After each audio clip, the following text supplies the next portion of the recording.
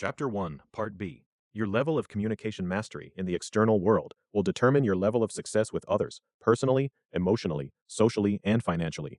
More important, the level of success you experience internally, the happiness, joy, ecstasy, love, or anything else you desire, is the direct result of how you communicate to yourself. How you feel is not the result of what is happening in your life, it is your interpretation of what is happening. Successful people's lives have shown us over and over again that the quality of our lives is determined not by what happens to us, but rather by what we do about what happens. You are the one who decides how to feel and act based upon the ways you choose to perceive your life. Nothing has any meaning except the meaning we give it.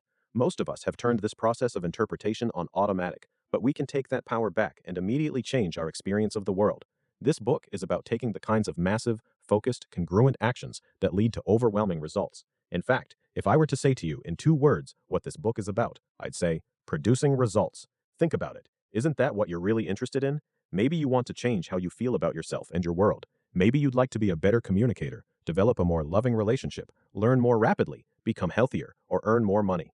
You can create all of these things for yourself, and much more, through the effective use of the information in this book. Before you can produce new results, however, you must first realize that you're already producing results. They just may not be the results you desire. Most of us think of our mental states and most of what goes on in our minds as things that happen outside our control. But the truth is, you can control your mental activities and your behaviors to a degree you never believed possible before. If you're depressed, you created and produced that show you call depression. If you're ecstatic, you created that too. It's important to remember that emotions like depression do not happen to you. You don't catch depression. You create it, like every other result in your life, through specific mental and physical actions. In order to be depressed, you have to view your life in specific ways. You have to say certain things to yourself in just the right tones of voice. You have to adopt a specific posture and breathing pattern. For example, if you wish to be depressed, it helps tremendously if you collapse your shoulders and look down a lot. Speaking in a sad-sounding tone of voice and thinking of the worst possible scenarios for your life also helps. If you throw your biochemistry into turmoil through poor diet or excessive alcohol or drug use,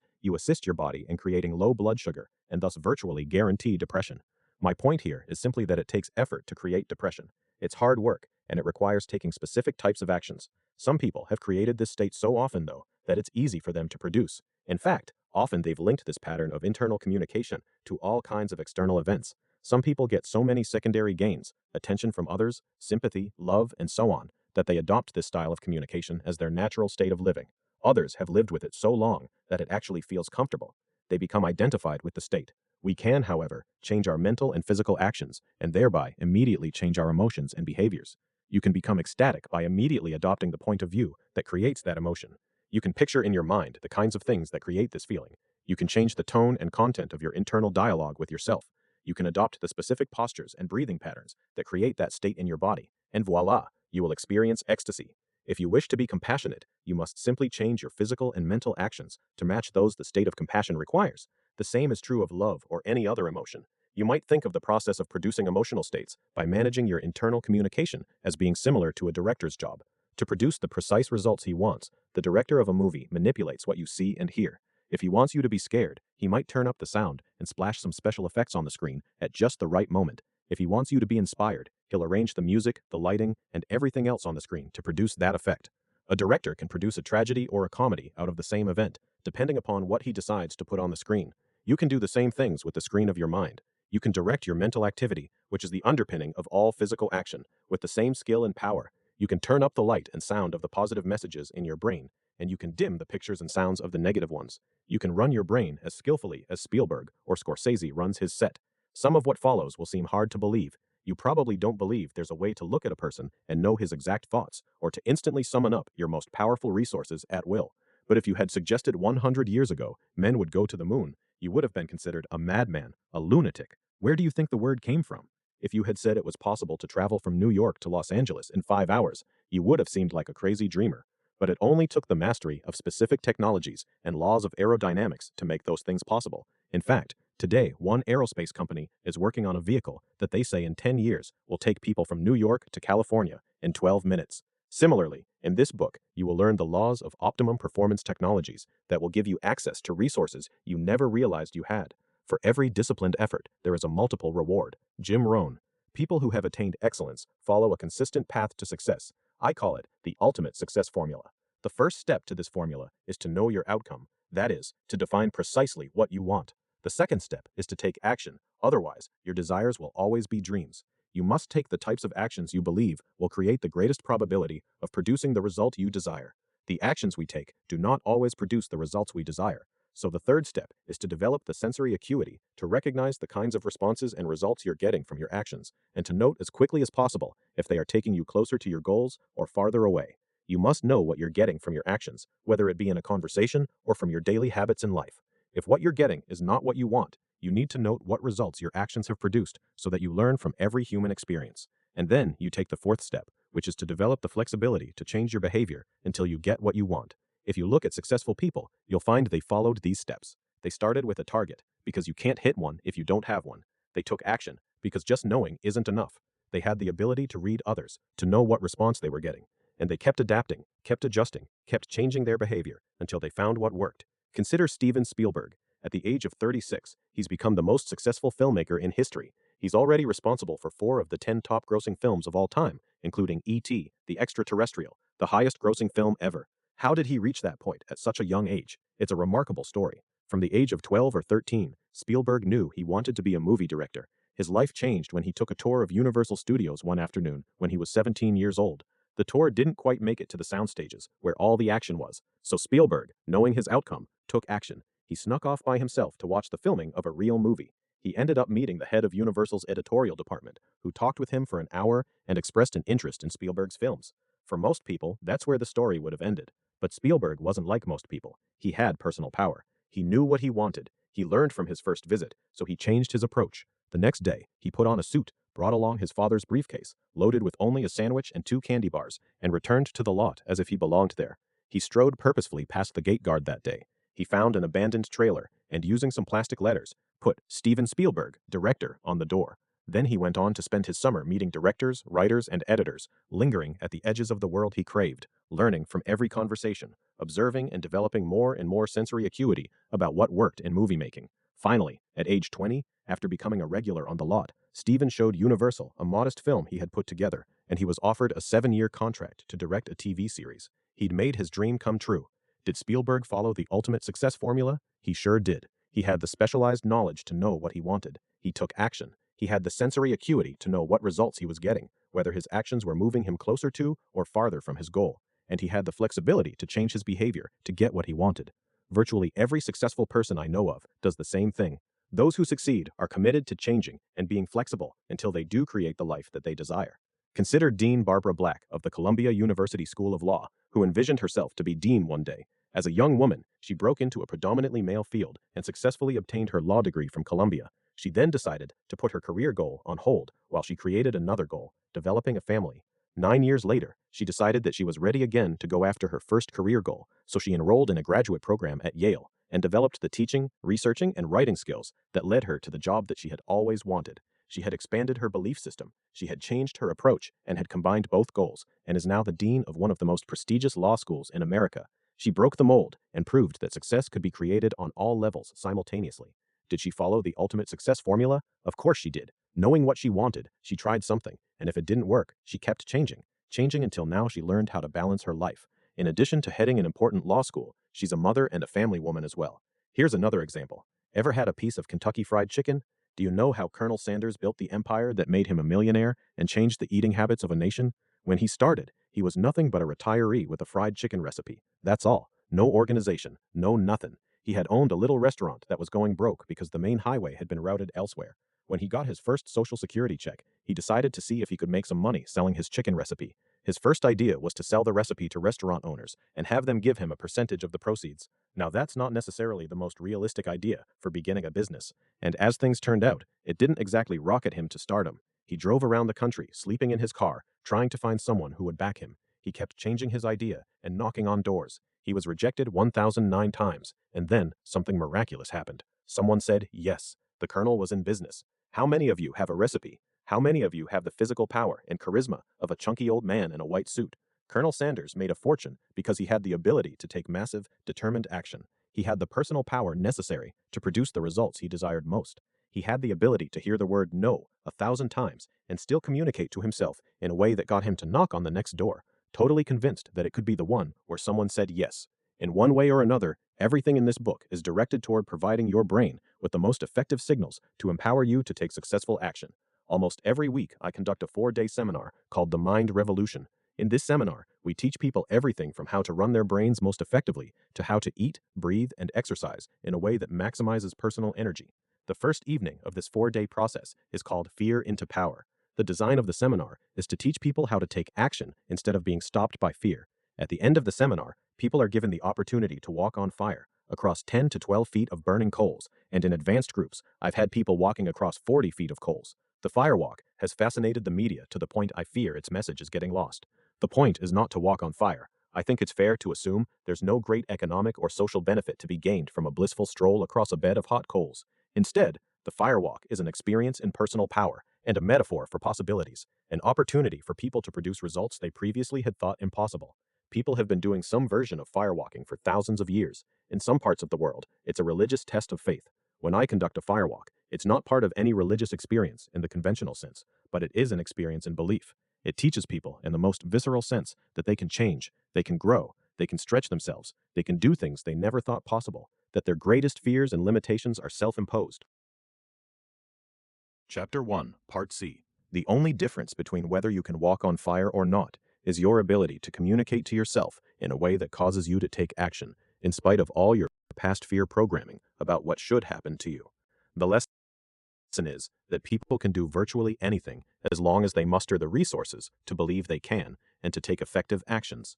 What all this leads to is a simple, inescapable fact. Success is not an accident. The difference between people who produce positive results and those who do not is not some sort of random roll of the dice. There are consistent, logical patterns of action, specific pathways to excellence that are within the reach of us all. We can all unleash the magic within us. We simply must learn how to turn on and use our minds and bodies in the most powerful and advantageous ways. Have you ever wondered what a Spielberg and a Springsteen might have in common? What do a John F. Kennedy and a Martin Luther King Jr. share that caused them to affect so many people in such a deep and emotional way? What sets a Ted Turner and a Tina Turner apart from the masses? What about a Pete Rose and a Ronald Reagan? All of them have been able to get themselves to consistently take effective actions toward the accomplishment of their dreams. But what is it that gets them to continue, day after day, to put everything they've got into everything they do? There are, of course, many factors. However, I believe that there are 7 fundamental character traits that they have all cultivated within themselves. 7 characteristics that give them the fire to do whatever it takes to succeed.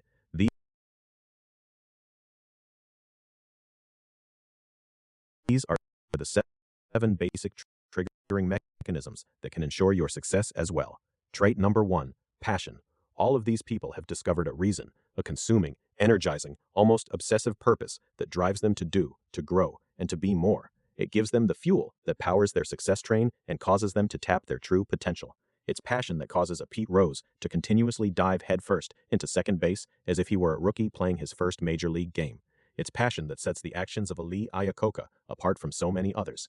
It's passion that drives the computer scientists through years of dedication to create the kind of breakthroughs that have put men and women in outer space and brought them back. It's passion that causes people to stay up late and get up early. It's passion that people want in their relationships. Passion gives life power and juice and meaning. There is no greatness without a passion to be great, whether it's the aspiration of an athlete or an artist, a scientist, a parent, or a businessman. We'll discover how to unleash this inner force through the power of goals in Chapter 11. Trait number 2, belief. Every religious book on the planet talks about the power and effect of faith and belief on mankind. People who succeed on a major scale differ greatly in their beliefs from those who fail. Our beliefs about what we are and what we can be precisely determine what we will be. If we believe in magic, we'll live a magical life. If we believe our life is defined by narrow limits, we've suddenly made those limits real. What we believe to be true, what we believe is possible, becomes what's true, becomes what's possible. This book will provide you with a specific, scientific way to quickly change your beliefs so that they support you in the attainment of your most desired goals. Many people are passionate, but because of their limiting beliefs about who they are and what they can do, they never take the actions that could make their dream a reality. People who succeed know what they want and believe that they can get it. We'll learn about what beliefs are and how to use them in chapters 4 and 5. Passion and belief help to provide the fuel, the propulsion toward excellence. But propulsion is not enough. If it were, it would be enough to fuel a rocket and send it flying blindly toward the heavens. Besides that power, we need a path, an intelligent sense of logical progression. To succeed in hitting our target, we need trait number 3, strategy. A strategy is a way of organizing resources. When Steven Spielberg decided to become a filmmaker, he mapped out a course that would lead to the world he wanted to conquer. He figured out what he wanted to learn, whom he needed to know, and what he needed to do. He had passion and he had belief, but he also had the strategy that made those things work to their greatest potential. Ronald Reagan has developed certain communication strategies that he uses on a consistent basis to produce the results he desires. Every great entertainer, politician, parent, or employer knows it's not enough to have the resources to succeed. One must use those resources in the most effective way. A strategy is a recognition that the best talents and ambitions also need to find the right avenue. You can open a door by breaking it down, or you can find the key that opens it intact. We'll learn about the strategies that produce excellence in chapters 7 and 8. Trait number 4, clarity of values. When we think of the things that made America great, we think of things like patriotism and pride, a sense of tolerance, and a love of freedom. These things are values, the fundamental ethical, moral, and practical judgments we make about what's important, what really matters. Values are specific belief systems we have about what is right and wrong for our lives. They're the judgments we make about what makes life worth living. Many people do not have a clear idea of what is important to them. Often, individuals do things that afterward they are unhappy with themselves about simply because they are not clear about what they unconsciously believe is right for them and others. When we look at great successes, they are almost always people with a clear fundamental sense about what really matters. Think of Ronald Reagan, John F. Kennedy, Martin Luther King Jr., John Wayne, Jane Fonda. They all have had different visions, but what they have in common is a fundamental moral grounding, a sense of who they are and why they do what they do. An understanding of values is one of the most rewarding and challenging keys to achieving excellence. We will consider values in Chapter 18. As you've probably noticed, all these traits feed on and interact with one another. Is passion affected by beliefs? Of course it is. The more we believe we can accomplish something, the more we're usually willing to invest in its achievement. Is belief by itself enough to achieve excellence? It's a good start, but if you believe you're going to see a sunrise and your strategy for achieving that goal is to begin running west, you may have some difficulty. Are our strategies for success affected by our values? You bet. If your strategy for success requires you to do things that do not fit your unconscious beliefs about what is right or wrong for your life, then even the best strategy will not work. This is often seen in individuals who begin to succeed only to end up sabotaging their own success. The problem is, there's an internal conflict between the individual's values and his strategy for achievement. In the same way, all 4 of the things we've already considered are inseparable from trait number 5, energy. Energy can be the thundering, joyous commitment of a Bruce Springsteen or a Tina Turner. It can be the entrepreneurial dynamism of a Donald Trump or a Steve Jobs. It can be the vitality of a Ronald Reagan or a Katharine Hepburn. It is almost impossible to amble languorously toward excellence. People of excellence take opportunities and shape them. They live as if obsessed with the wondrous opportunities of each day and the recognition that the one thing no one has enough of is time. There are many people in this world who have a passion they believe in. They know the strategy that would ensure it, and their values are aligned, but they just don't have the physical vitality to take action on what they know. Great success is inseparable from the physical, intellectual, and spiritual energy that allows us to make the most of what we have. In chapters 9 and 10, we'll learn and apply the tools that can immediately increase physical vibrancy. Trait number 6, bonding power. Nearly all successful people have in common an extraordinary ability to bond with others, the ability to connect with and develop rapport with people from a variety of backgrounds and beliefs. Sure, there's the occasional mad genius who invents something that changes the world. But if the genius spends all his time in a lonely warren, he will succeed on one level, but fail on many others. The great successes, the Kennedys, the Kings, the Reagans, the Gandhis, all have the ability to form bonds that unite them to millions of others. The greatest success is not on the stage of the world. It is in the deepest recesses of your own heart. Deep down, everyone needs to form lasting, loving bonds with others. Without that, any success, any excellence, is hollow indeed. We'll learn about those bonds in chapter 13. The final key trait is something we talked about earlier. Trait number 7, mastery of communication. This is the essence of what this book is about.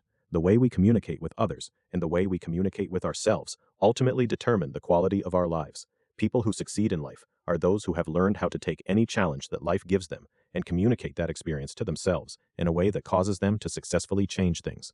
People who fail take the adversities of life and accept them as limitations. The people who shape our lives and our cultures are also masters of communication to others. What they have in common is an ability to communicate a vision or a quest or a joy or a mission. Mastery of communication is what makes a great parent or a great artist or a great politician or a great teacher. Almost every chapter in this book, in one way or another, has to do with communication. with bridging gaps, with building new paths, and with sharing new visions. The first part of this book will teach you how to take charge and run your own brain and body more effectively than ever before.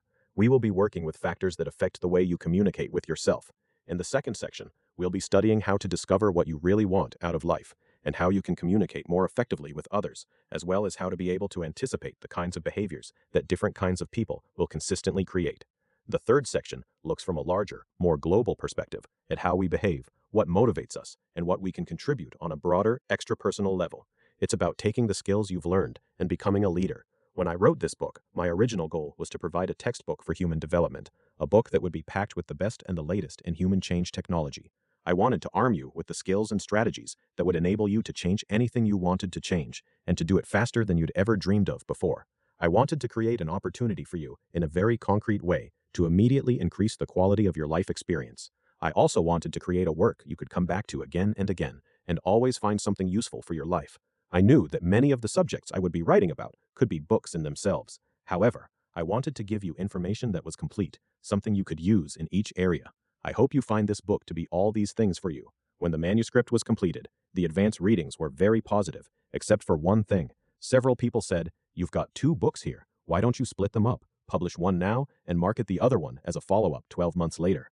My goal was to get to you, the reader, as much quality information as quickly as I could. I did not want to dole out these skills a piece at a time. However, I became concerned that many people would not even get to the parts of the book that I think are most important, simply because it was explained to me that several studies have shown that less than 10% of the people who buy a book read past the first chapter.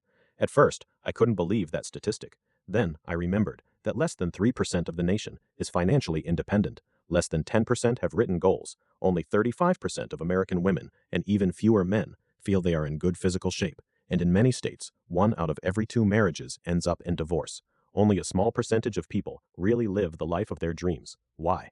It takes effort. It takes consistent action. Bunker Hunt, the Texas oil billionaire, was asked once if he had any one piece of advice he could give people on how to succeed. He said that success is simple. First, you decide what you want specifically. And second, you decide you're willing to pay the price to make it happen. And then pay that price. If you don't take that second step, you'll never have what you want in the long term. I like to call the people who know what they want and are willing to pay the price to get it, the few who do versus the many who talk. I challenge you to play with this material, to read it all, to share what you learn, and to enjoy it. In this chapter, I've stressed the primacy of taking effective action, but there are many ways to take action. Most of them depend on a large degree of trial and error. Most people who have been great successes have adjusted and readjusted countless times before they got what they wanted. Trial and error is fine, except for one thing. It uses a vast quantity of the one resource none of us will ever have enough of: time. What if there was a way to take action that accelerated the learning process? What if I could show you how to learn the precise lessons that people of excellence have already learned? What if you could learn in minutes what someone took years to perfect? The way to do this is through modeling, a way to reproduce precisely the excellence of others. What do they do that sets them apart from those who only dream of success? Let's discover.